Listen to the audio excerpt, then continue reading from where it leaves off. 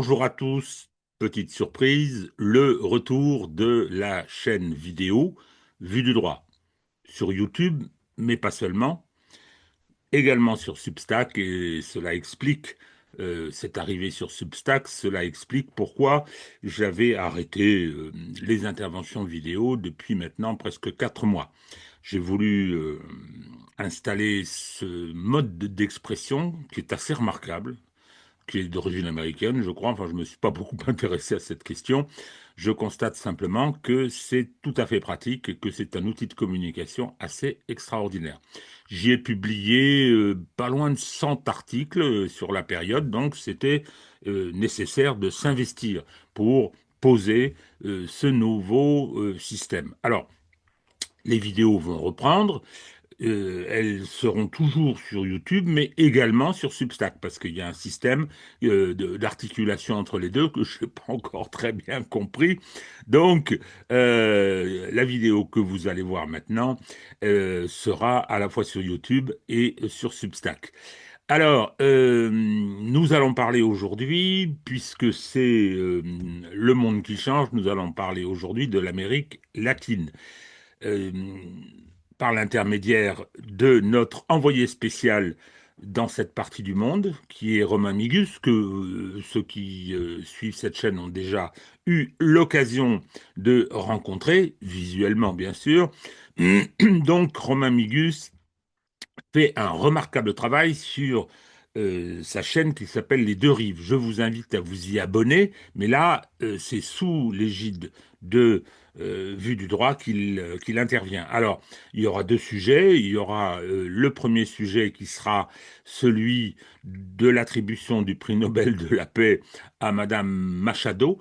Et le deuxième sujet sera la destitution, parce que en Amérique latine, on destitue les présidents, la destitution de Madame Boluarte, qui était présidente du Pérou, d'ailleurs qui était arrivée au pouvoir après, là aussi, un coup d'État. Bien, donc, nous allons écouter Romain, qui va nous expliquer un petit peu les enjeux, et on verra que c'est assez différent de ce qu'on entend habituellement de ce côté de l'Atlantique. Alors, concernant l'attribution du prix Nobel, juste deux petites observations. La première, c'est que c'est une foutaise, mais depuis très longtemps. Moi, j'ai toujours connu le prix Nobel de la paix, non pas comme une récompense pour un véritable travail pour la paix, mais comme une décision strictement politique et médiatique destinée à défendre les intérêts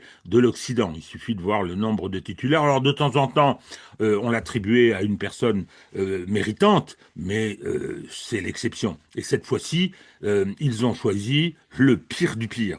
Comme ils ne pouvaient quand même pas donner le prix Nobel de la paix à Donald Trump, ils l'ont donné à une de ses copines. Alors, avant l'intervention de Romain, je vais mettre une petite séquence sous-titrée de cette Madame Machado qui, effectivement, joue carte sur table. Alors, je rappelle qu'elle a été un des acteurs de la tentative de coup d'État de 2002 contre Hugo Chavez, donc c'est une putschiste.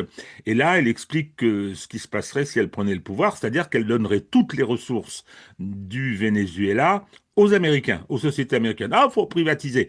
Je rappelle que le Venezuela, c'est la plus grande réserve de pétrole du monde. Bien, donc, écoutez, sur YouTube, faites ce qu'on vous demande sur toutes les chaînes de la dissidence. Vous mettez des pouces, vous mettez des commentaires, vous mettez, je sais plus depuis, vous activez la cloche, et donc ça donne une visibilité et ça active un peu l'algorithme, sachant que en général la censure existe quand même fortement sur YouTube, pas sur Substack pour l'instant. Voilà. Bon. Eh ben, écoutez, à très bientôt parce que on va reprendre le travail vidéo. Salut!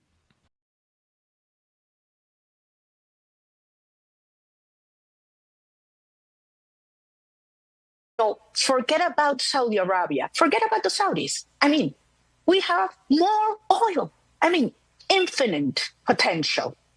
And we're going to open markets. We're going to kick off the government from the oil sector. We are going to privatize all our industry. Venezuela has huge resources: oil, gas, minerals, land, technology.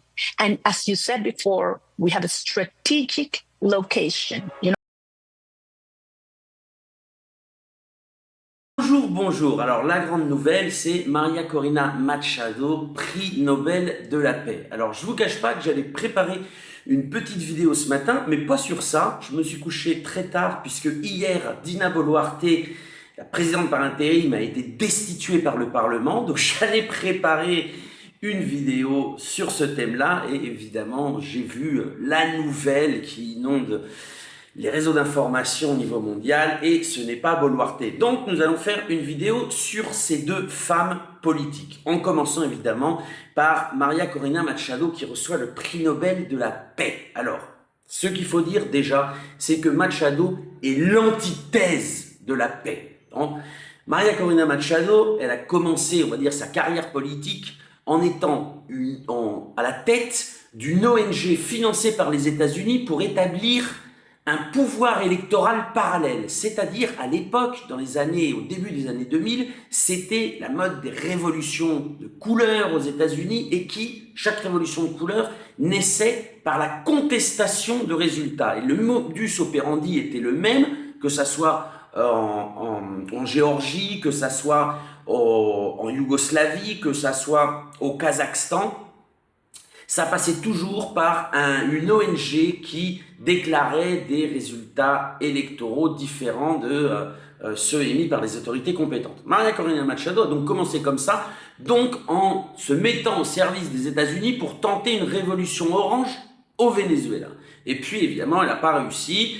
Et on a passé la vitesse supérieure. On se rappelle de Maria Corina Machado durant la salida, cette épisode putschiste en 2014, puis par la suite en 2017, en scandant que Maduro devait être renversé, peu importe les conséquences, et le quoi qu'il en coûte. Voilà. Donc, le prix Nobel est donné généralement, quand on voit la liste, non, à une personne, en tout cas dans les statuts, qui a œuvré toute sa vie pour le rapprochement entre les peuples, pour l'établissement de la paix. C'est le contraire qu'a fait Madame Maria Corina Machado, qui encore récemment demandait et exigeait le bombardement de son propre pays. C'est-à-dire la guerre. La guerre. À la limite qu'elle gagne le prix Nobel de la guerre, on pourrait le comprendre. C'est une femme qui, dès 2019, a fait une alliance formelle entre son parti et le Likoud, et qui par la suite a demandé à Netanyahou d'intervenir au Venezuela. C'est évidemment une personne qui a soutenu le génocide en Palestine. Donc évidemment, ça fait partie de ces institutions dominées par l'Occident collectif qui se délégitiment, comme la FIFA par exemple, ou les Jeux Olympiques qui interdisent aux Russes de participer mais pas aux Israéliens. Donc là évidemment le prix Nobel est tellement grossier que ça pose même plus question. Alors, ce qui est intéressant, en revanche, de savoir, c'est pourquoi. Qu'est-ce que ça veut dire? Est-ce que les États-Unis sont en train de préparer l'invasion du Venezuela pour mettre à la tête de ce pays Madame Maria Corina Machado? Alors, moi, je vais pas l'analyser comme ça. Déjà, je pense que depuis 20 ans, les États-Unis changent de leader d'opposition tous les 3-4 ans. Donc on a eu par exemple Manuel Rosales au début des années 2000, puis par la suite on a eu, je cite dans le désordre, on a eu Monsieur Capriles Radonsky, puis ensuite on a eu Leopoldo López, puis ensuite on a eu Juan Guaido, et puis on a aujourd'hui Maria Corina Machado. Donc pourquoi ça? En fait c'est des jeux de balancier entre les différents membres de l'opposition vénézuélienne, et qui se battent entre eux pour être l'élu par les États-Unis et profiter de la manne financière que cela représente. Là, en nommant, ou en faisant nommer, parce que les jurés évidemment ne sont pas indépendants, s'ils gardaient quelque chose d'indépendant, là évidemment ça vole en éclats, en faisant nommer Maria Corina Machado prix Nobel de la paix, les États-Unis et leurs alliés instaurent une leader de l'opposition dans le temps. Ça va être difficile par la suite de dire ben non, c'est plus elle, on va trouver quelqu'un d'autre, etc. Là, tous les Guaido, les Lopez et compagnie, là, il va falloir se ranger derrière elle, à mon avis. Voilà ce que déjà représente le prix Nobel donné à Maria Corina Machado. La deuxième chose, c'est que, bon, évidemment, c'est une manière, alors c'est mal connaître les Vénézuéliens, mais c'est une manière de protéger Maria Corina Machado de la prison au Venezuela, chose qu'elle mérite pour avoir demandé que sa patrie soit bombardée. Donc là, effectivement, mettre une prix Nobel de la paix, c'est dans cette guerre asymétrique, cette guerre de la communication, de saturer les foudres de l'opinion publique moyenne occidentale et d'ailleurs même. Et puis, moi je pense que c'est aussi un lot de consolation. C'est un lot de consolation pour dire on ne peut pas te donner le Venezuela. Pourquoi? Parce que les capacités de défense du Venezuela sont telles que ça rend très difficilement projectable une invasion des États-Unis pour changer de régime. Ça ne veut pas dire que les États-Unis ne peuvent pas utiliser leurs forces dans les Caraïbes pour bombarder des sites stratégiques, voire pour essayer de bombarder Maduro. Mais je vous renvoie à mes anciennes vidéos.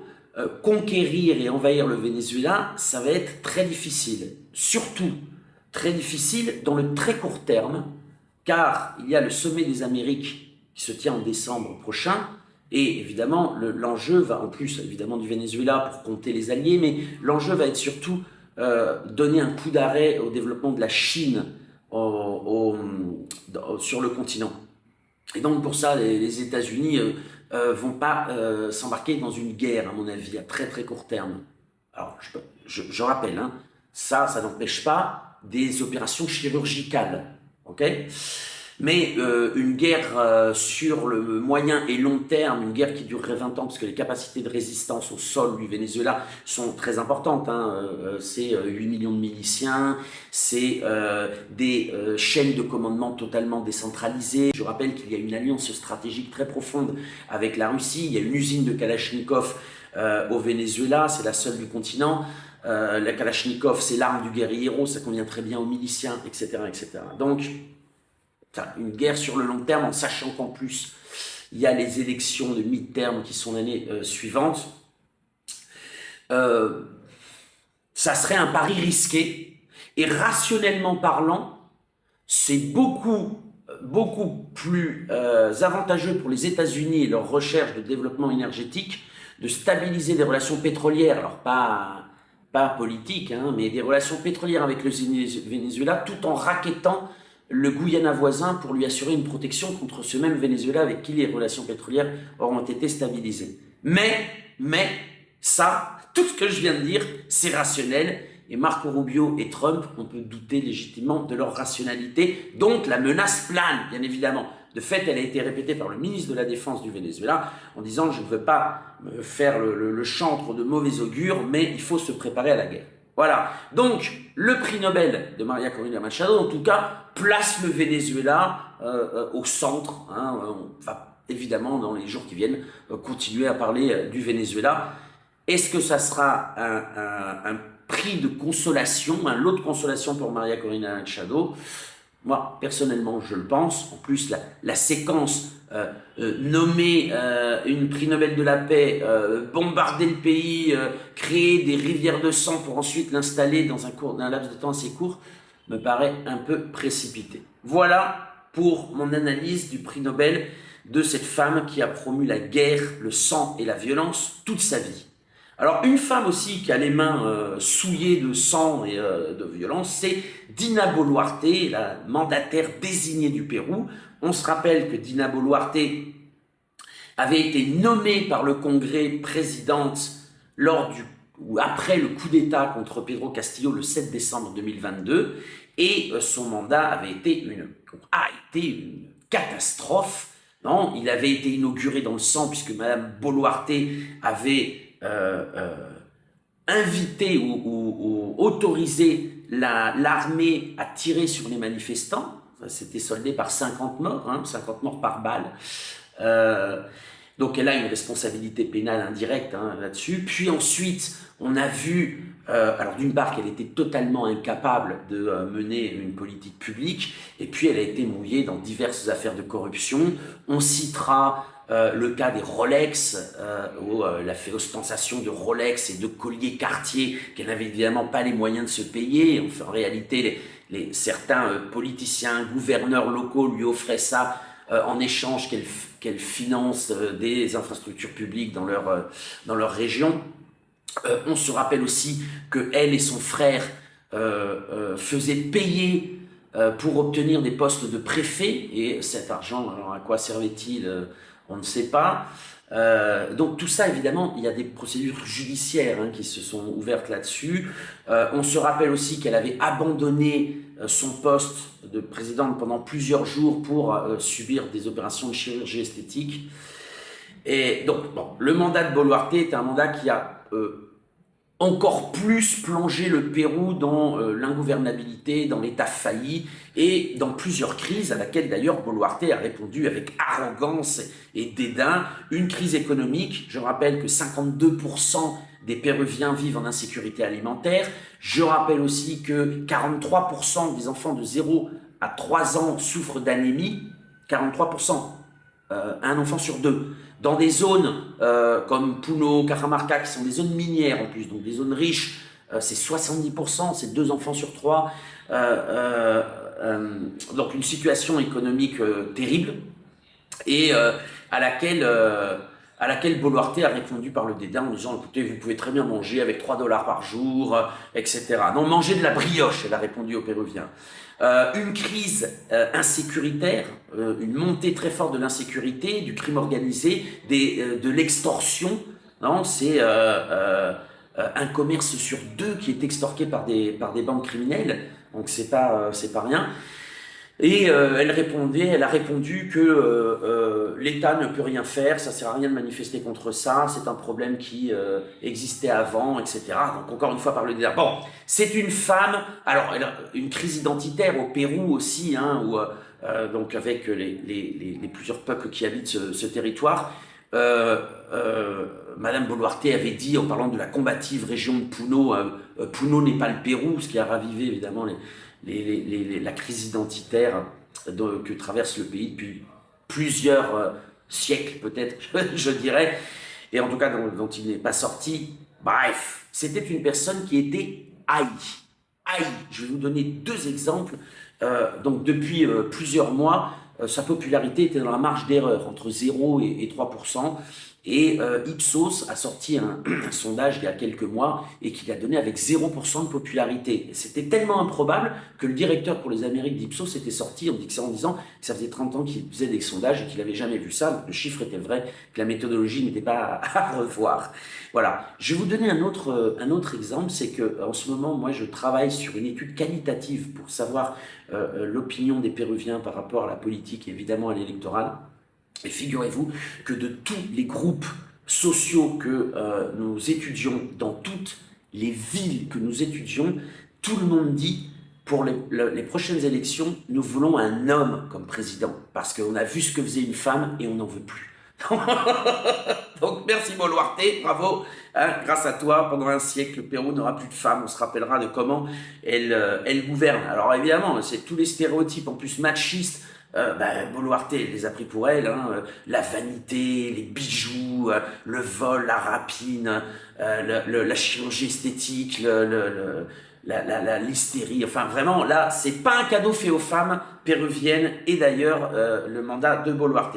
Donc pourquoi le Congrès qui l'a soutenu jusque-là? Je rappelle que c'était quand même la 7e motion de censure qu'il y a eu. Les groupes majoritaires néolibéraux et néocoloniaux à l'Assemblée l'ont toujours soutenu. Qu'est-ce qui s'est passé pour que, dans leur immense majorité, 118 voix sur 125, il y a eu 0 voix contre, 0 abstention, c'est des personnes qui n'ont pas participé au vote. Pourquoi ont-ils retourné leur veste? C'est très simple. C'est qu'en fait, depuis 3 ans, ils extorquaient Boluarte. Elle faisait du chantage. Et c'était un chantage à tous les étages, pour que vous voyez un peu l'état failli péruvien. Boluarte n'ayant aucun parti, aucun soutien, le deal était simple, soit tu nous acceptes cette loi, 3 ministres, des prébendes, etc., ou soit on te fait une procédure d'impeachment et pour toi ça sera la prison. Donc Boluarte acceptait des ministres, des grands groupes parlementaires qui la faisaient chanter. Et ce chantage en plus, c'était rigolo parce que les petits groupes parlementaires, eux, n'avaient pas la possibilité de lancer des procédures d'impeachment, mais avaient la possibilité d'interpeller des ministres et donc faisaient chanter aussi des ministres pour nommer des directeurs de ligne. Donc imaginez un État où les ministres ne répondent pas à la présidente puisqu'ils ont été mis là par le groupe parlementaire, un groupe parlementaire de l'Assemblée, donc c'est à eux qui répondent en réalité, et dans leurs hauts fonctionnaires ne leur répondent pas à eux, sinon répondent à un autre groupe parlementaire. Bon voilà dans quoi nage le PU depuis plusieurs années, qui s'est amplifié avec Boluarte. Alors, évidemment, pourquoi maintenant? Parce qu'on entre en période électorale et que soutenir une personne haïe par la population, en fait, est un fardeau pour aller chercher les électeurs. Et donc, il y a eu une nouvelle tragédie où un groupe très connu du Pérou, des Johnny péruviens, on va dire, en plein concert, se sont fait mitrailler par un groupe criminel. Je crois qu'il y a un mort et 4 blessés graves parmi le groupe. Donc, sur ce prétexte-là, les néolibéraux ont lâché Boluarte. Après l'avoir utilisé jusqu'à plus possible, ils ont jeté le Kleenex en essayant évidemment de se faire passer pour des gens d'opposition. On dirait finalement des Attal ou des Édouard Philippe un peu plus robustes parce qu'ils ont mené à terme la procédure de destitution. Voilà. Donc voilà, alors évidemment, les mois qui vont venir jusqu'à avril vont être un combat pour le narratif de qui est d'opposition. Le peuple péruvien n'est pas bête, et il a bien vu que tous ces parlementaires se sont gavés en utilisant Boluarte et que ça va être quand même difficile de se faire passer pour quelqu'un d'opposition au régime qu'elle a instauré dans les prochains mois. Qui remplace Boluarte? Jerry, un député qui est un lobbyiste du MEDEF et de la Société nationale d'industrie, du MEDEF local et de la Société nationale d'industrie. C'est lui qui est à l'origine de la loi sur les zones économiques spéciales qui donne des territoires entiers au secteur privé sans être assujetti aux lois de la République ni à son système d'impôt. Donc c'est vraiment quelqu'un aux ordres du grand patronat. Et puis c'est quelqu'un sur qui plane une plainte pour viol parce que il aurait, avec son oncle, si je ne m'abuse, fait boire une collaboratrice pour ensuite la violer. On dirait un vulgaire Haddad, un vulgaire macroniste. Bon voilà, comme vous pouvez l'imaginer, la crise politique au Pérou est loin d'être finie.